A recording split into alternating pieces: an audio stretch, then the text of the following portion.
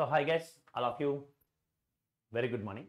So ఎవరైతే బ్యాంకులకు prepare అవుతున్నారో, సో ప్రజెంట్ ఇంకా బ్యాంక్స్ సంబంధించినటువంటి నోటిఫికేషన్లు వరుసగా రిలీజ్ అవ్వాల్సినటువంటి సమయం అయితే వచ్చేసింది. మరి అది ఐబీపీఎస్ ఆర్ఆర్బీ నుంచి ఫస్ట్ నోటిఫికేషన్స్ అనేటువంటివి మనం ఎక్స్పెక్ట్ చేయొచ్చు.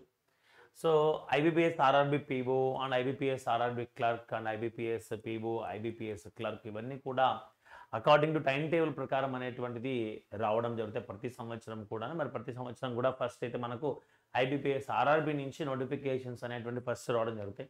మరి ఈ లోపలే మనకు రీసెంట్గా మనం చూసినట్లయితే ఎస్బీఐకి సంబంధించినటువంటివి 2025కి సంబంధించి 15,000 వేకెన్సీస్ అనేటువంటివి రిక్రూట్మెంట్ చేస్తాము అని చెప్పేసి అఫీషియల్గా వాళ్ళు ఇన్ఫార్మ్ చేయడం జరిగింది. మరి ఆ నోటిఫికేషన్ కూడా మనమైతే ఇక్కడ చూడొచ్చు. మరి బ్యాంకులకు సంబంధించి మీరు అబ్జర్వ్ చేసినట్లయితే ఫస్ట్ అటెంప్ట్లోని చాలామంది ఏమనుకుంటారంటే, సరే కొంతమంది 2 సంవత్సరాల నుంచి కోచింగ్ తీసుకుంటున్నారు, వాళ్ళకి ఇంకా ఉద్యోగం రాలేదు. మరి కొంతమంది ఫస్ట్ అటెంప్ట్లోని జాబ్ కొట్టేశారు, బట్ డిఫరెన్స్ ఏంటి, మనం కూడా ఫస్ట్ అటెంప్ట్ కొట్టాలి అంటే, first of all time delay అయ్యేటువంటి వాళ్ళకు ఫస్ట్ అటెంప్ట్లో జాబ్ కొట్టేటువంటి వాళ్ళకు డిఫరెన్స్ ఏంటి అంటే, ఫస్ట్ అటెంప్ట్లో కొట్టాలి అంటే ఫస్ట్ ఆఫ్ ఆల్ మీకు ఏం తెలిసిండాలంటే అసలు బ్యాంక్ ఎగ్జామ్ ప్యాటర్న్ ఎలా ఉంటుంది, ఆ ఎగ్జామ్లో అడిగే క్వశ్చన్స్ ఎలా ఉంటాయి, and at the same time A chapter నుంచి క్వశ్చన్లు వస్తాయి, ఏ జోన్ నుంచి మనం ఎక్కువ మార్కులు స్కోర్ చేయగలుగుతాము. సో వీటి మీద ఐడియా కలిగి ఉన్న ప్రిలిమ్స్ ఎగ్జామ్స్ మనం ఎలా ప్రిపేర్ అవ్వాలి, మెయిన్స్ ఎగ్జామ్ని ఎలా ప్రిపేర్ అవ్వాలి అనేటువంటి ఒక పక్కా ప్రణాళిక అనేటువంటిది కలిగి ఉంటుందో వాళ్ళు ఫస్ట్ టైమే జాబ్ కొట్టడానికి అవకాశం ఉంటుంది. బట్ అంత ఈజీ కాదు, ఓకేనా, అంత ఈజీ కాదు. మీ ఫోకస్ ఉండాలి. డైలీ ఒక 6 to 7 అవర్స్ అనేటువంటిది మీరు చదవాల్సి 9 to 10, 12 అని చెప్పాను, కానీ మీరు ఫోకస్గా 6 to 7 అవర్స్ చదివినా కూడా 100% జాబ్ కొట్టడానికి అవకాశం అయితే ఉంటుంది. మరి ఇందులో ప్రిలిమ్స్ అనేటువంటి ఫస్ట్ మీరు అబ్జర్వ్ చేసినట్లయితే మ్యాథమెటిక్స్ అంటే అరిథమెటిక్ అని పిలుస్తారు. ఇందులో అరిథమెటిక్, రీజనింగ్, ఇంగ్లీష్ ఈ 3 సబ్జెక్టులు కలిగి ఉంటాయి. మరి 3 సబ్జెక్టులకు సంబంధించి జనరల్గా ఐబీపీఎస్ పీఓ, ఐబీపీఎస్ క్లర్క్, అదే ఐబీపీఎస్ ఆర్ఆర్బీలకు వచ్చేటప్పటికి ఇంగ్లీష్ ఉన్నది ప్రిలిమ్స్లో, ఓన్లీ రీజనింగ్, మ్యాథమెటిక్స్ అంటే అరిథమెటిక్ మాత్రమే ఉంటుంది. సిలబస్ అనేటువంటిది కూడా నువ్వు బాగా అబ్జర్వ్ చేస్తే ఐబీపీఎస్ ఆర్ఆర్బీ క్లర్క్కు సంబంధించిన సిలబస్లో ప్రిలిమ్స్లో న్యూమెరికల్ అబిలిటీ అని ఇచ్చి ఉంటారు, మెయిన్స్లో అరిథమెటిక్ అని ఇవ్వడం జరుగుతుంది. అదే ఐబీపీఎస్ ఆర్ఆర్బీ పీఓ నువ్వు చూసినట్లయితే ప్రిలిమ్స్లో అరిథమెటిక్ అని ఇచ్చి మెయిన్స్లో డేటా ఇంటర్ప్రిటేషన్ అనేటువంటిది పాయింట్స్ ఇవ్వడం జరుగుతుంది. అంటే నువ్వు రాసేటువంటి లెవెల్స్లో ఎలాంటి క్వశ్చన్స్ ప్రిపేర్ అవ్వాలి అని ఆటోమేటిక్గా చెప్తున్నాడు. వాటిని మనం పరిగణలోకి తీసుకోకుండా డైరెక్ట్గా ఇంకా మనకు ఓకే ఆ పుస్తకం దొరికింది, ఆ పుస్తకం కొంచెం చదువుకోవాల్సి, ఇలా బ్లైండ్ వేలో వెళ్ళొద్దండి. వాడు సిలబస్ ఒక పర్టికులర్ వే ఇచ్చాడు, ఆ సిలబస్ చూడాలి. మరి సిలబస్ చూసినట్లయితే ఫస్ట్ ఆఫ్ ఆల్ నువ్వు చూస్తే న్యూమెరికల్ అబిలిటీ అంటే ఏంటి, అరిథమెటిక్ అంటే ఏంటి, డేటా అనాలిసిస్ అంటే ఏంటి అనేటువంటి మీకు క్లియర్ కట్ ఇన్ఫర్మేషన్ ఇస్తాను. మరి దానికన్నా ముందు ఏంటి అంటే ప్రిలిమ్స్లో మనకు షార్ట్ కట్ ఓరియంటేషన్, మీకు ఎన్ని షార్ట్ కట్స్ తెలిస్తే అంత ఎక్కువ స్కోర్ చేయడానికి అవకాశం ఉంటుంది. ఎందుకంటే తక్కువ టైం ఉంటుంది, క్వశ్చన్స్ మనకు బాగా స్కోర్ చేస్తూ ఉంటారు, కట్ ఆఫ్ మార్కులు బాగా ఎక్కువ ఉంటాయి, ఆర్ఆర్బీ విఓ అయినా ఆర్ఆర్బీ క్లర్క్ అయినా కూడా. సో మరి తక్కువ టైంలో ఎక్కువ క్వశ్చన్స్ను స్కోర్ చేయాలి అంటే పేపర్ బాగానే ఈజీ టు మోడరేట్ లెవెల్లో ఉంటాయి. మరి అలాంటి సందర్భంలో నువ్వు స్కోర్ ఎక్కువ చేయాలి, షార్ట్ కట్స్ బాగా తెలిసి ఉండాలి, మెథడ్స్ బాగా తెలిసి ఉండాలి, రీజనింగ్ అయినా కూడా, ఇంగ్లీష్ అయినా అండ్ అరిథమెటిక్ అయినా ఏదైనా కూడా. అవి నీకు ఫాస్ట్ అనేది ఎలా వస్తుంది, మినిమం నీకు టేబుల్స్ రావాలి, స్క్వైర్స్ ఇవన్నీ కూడా చెప్తాను. అంటే మెయిన్స్లోకి ఎంటర్ అయిన తర్వాత అంటే ప్రిలిమ్స్ క్వాలిఫై అంటారు, ప్రిలిమ్స్ క్వాలిఫై మెయిన్స్లోకి ఎంటర్ అయిన తర్వాత అక్కడ కాన్సెప్ట్ ఓరియంటేషన్గా క్వశ్చన్లు పడతాయి. ఇప్పుడు వీడికి ఒక ప్లాన్ ప్రకారం ఎలా చదవాల్సి ఉంటుంది. ఫస్ట్ టార్గెట్ ఏంది అంటే ప్రిలిమ్స్ పాస్ అవ్వాలి, సెకండ్ మెయిన్స్ అనేటువంటిది క్లియర్ చేయగలగాలి. మరి పీఓకి ఇంటర్వ్యూ ఉంటుంది, క్లర్క్కి అయితే ఇంటర్వ్యూ అనేది ఉండదు. మరి ఫస్ట్ టార్గెట్ మొత్తం దీనికి అంత టైం వచ్చేసి ఒక 6 to 7 months అనేటువంటివి పడతాయి ఓవరాల్గా. సో ఇక్కడ first of all prelims pass అవ్వాలి.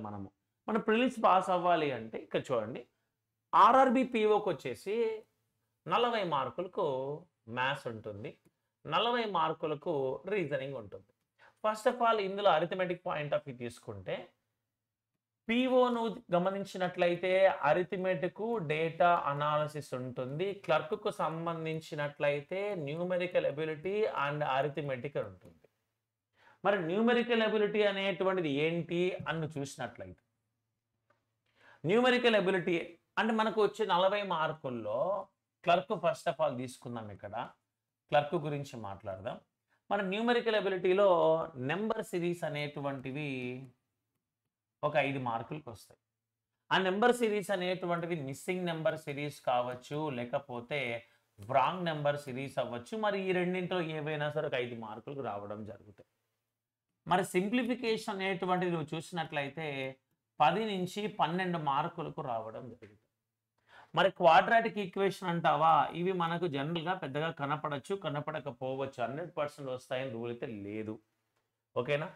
అండ్ డేటా ఇంటర్ప్రిటేషన్ సంబంధించి 1 లేదా 2 క్వశ్చన్లు అంటే 5 లేదా 10 మార్కులకు మనం ఎక్స్పెక్ట్ చేయొచ్చు.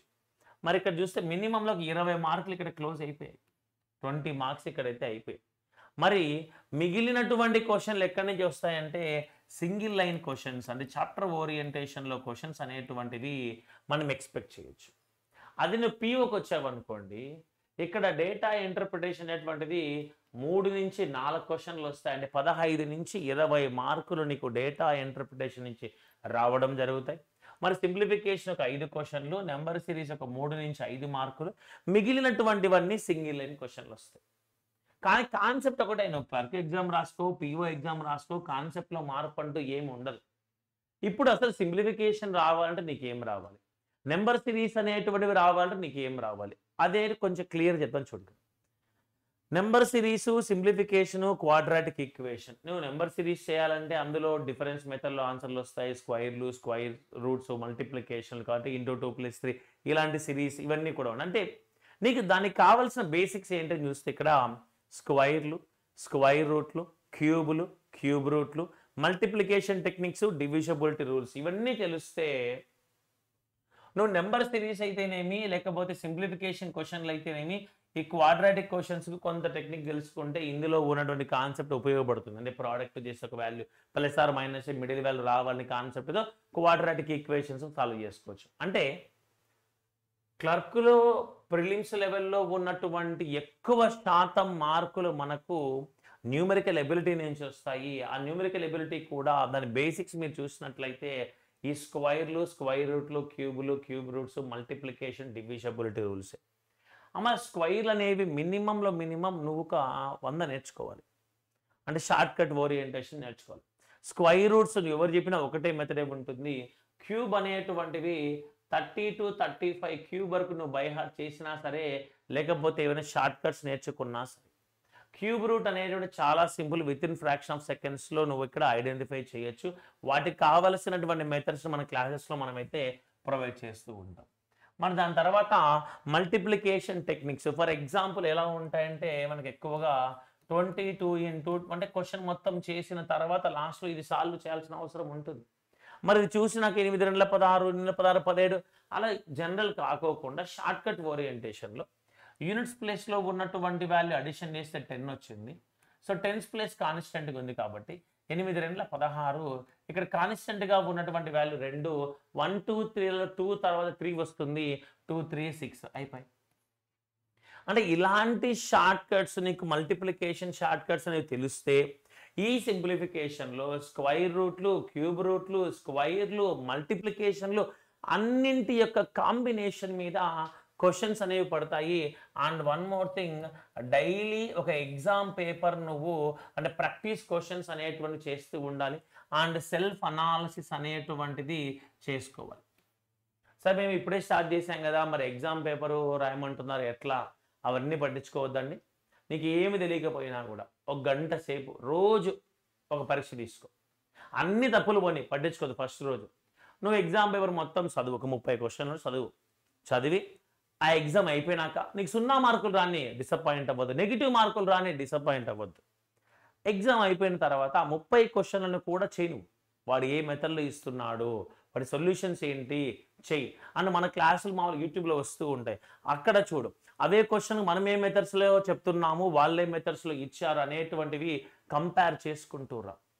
ఇలా కంపేర్ చేసుకుంటూ రావడం ద్వారా నీకు ద బెస్ట్ సోర్స్ అనేటువంటివి 2 నెలల ప్రాక్టీస్ తర్వాత నీకు అర్థమవుతుంది. మొదటి రోజు, రెండవ రోజు, మూడవ రోజు, నాలుగో రోజు, ఐదో రోజుకు 50% మంది విద్యార్థులు దీన్ని పక్కన పెట్టేస్తారు.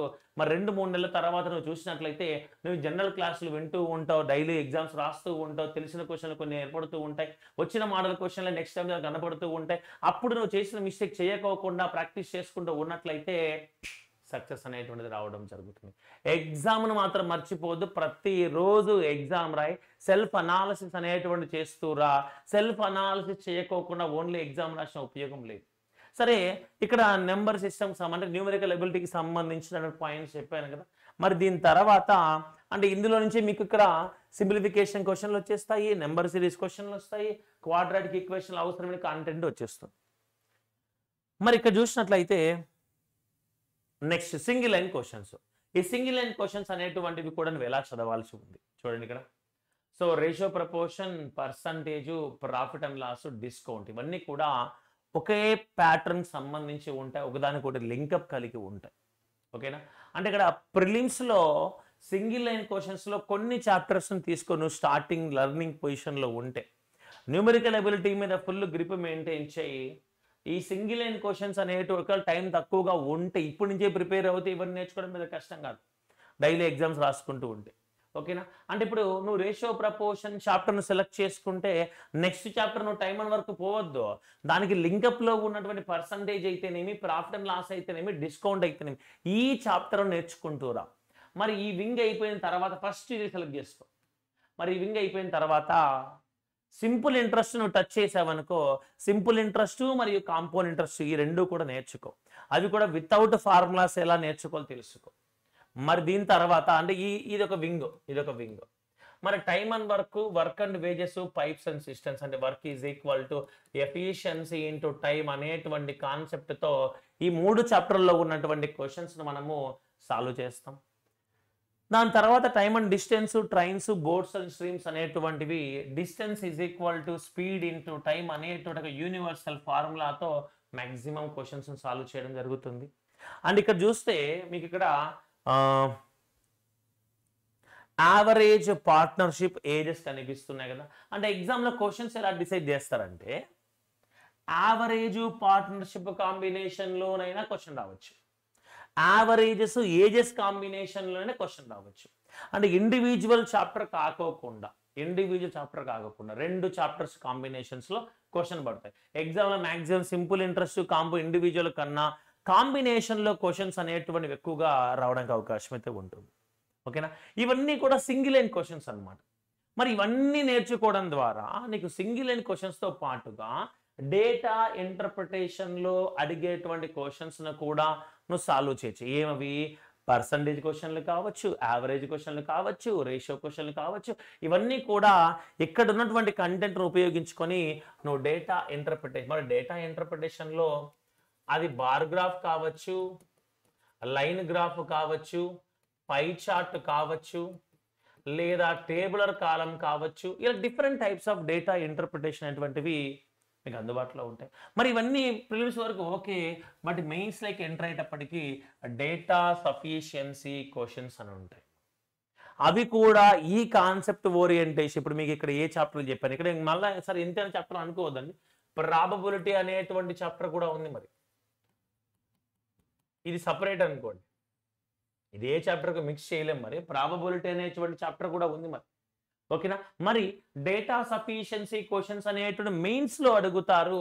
ఈ సింగిల్ లైన్ క్వశ్చన్స్ని బేస్ చేసుకొని అంటే నువ్వు ఆన్సర్ చేయడానికి వాడిచ్చినటువంటి డేటా సరిపోదా అనేటువంటిది నువ్వు డిసైడ్ చేయాలి. అంటే స్టేట్మెంట్ 1, స్టేట్మెంట్ 2, మరి ఈ 2 స్టేట్మెంట్ క్లబ్ చేసి సరిపోతుందా, లేదా ఓన్లీ స్టేట్మెంట్ 1 సరిపోతుందా, లేదా 2 స్టేట్మెంట్ సరిపోతున్నాయా? ఇలాంటి క్వశ్చన్స్ అనే మెయిన్స్లో మనమైతే అరిథమెటిక్ పాయింట్ ఆఫ్ వ్యూలో చూడడం జరుగుతుంది. ఎవరైతే ప్రిలిమ్స్లో పాస్ కావాలి, సింగిల్ లైన్ క్వశ్చన్ మేము కొంచెం టచ్ చేయాలని సార్ మెయిన్స్ ప్రిపేర్ అవుతాం అనుకుంటారో వాళ్ళకు నేను ఇచ్చే సజెషను, ఇందులో కొన్ని చాప్టర్స్ సెలెక్ట్ చేసుకో. మరి యావరేజ్, పార్ట్నర్షిప్, ఏజెస్, ప్రాబబిలిటీ ఇవన్నీ చిన్న చాప్టర్స్, ఇవి సెలెక్ట్ చేసుకో. అండ్ మినిమం ఇవి నేర్చుకోవాల్సి ఉంటుంది, మినిమం. ఓకేనా? సో మిగతా పక్కన పెట్టేసిన మెయిన్స్కి మాత్రం ఇవి లేకోకుండా నువ్వు జాబ్ కొట్టడం కుదరదు. ప్రిలిమ్స్లో చాలా మంది సింగిల్ అండ్ క్వశ్చన్స్ పక్కన పెట్టి జాబ్ కొడతారు. దేని సహాయంతో? రీజనింగ్. మరి ఆ రీజనింగ్ పాయింట్ ఆఫ్ వ్యూ తీసుకుంటేనేనా ఇది arithmetic point of view and data interpretation కావచ్చు, లేకపోతే న్యూమరికల్ ఎబిలిటీ కావచ్చు, కంప్లీట్ సిలబస్ అనేటువంటిది ఇలా ఉంది. మరి దీని తర్వాత చూస్తే ఇక్కడ రీజనింగ్. ఈ రీజనింగ్ అనేటువంటిది కూడా చూడు, నువ్వు ఎలా చదవాలి అంటే ఏ చాప్టర్లో తక్కువ సిలబస్ ఉంది, ఎక్కువ మార్కులు వస్తాయి, అందులో ఫస్ట్ ప్రిఫరెన్స్ ఇన్ఈక్వాలిటీ తీసుకో. ఇది నేర్చుకోవడానికి కరెక్ట్ కూర్చున్నావు అనుకోనేనా 2 గంటల సేపు నువ్వు కరెక్ట్ కూర్చుంటే ఇన్ఈక్వాలిటీస్ టాపిక్ నీకు వచ్చేస్తుంది.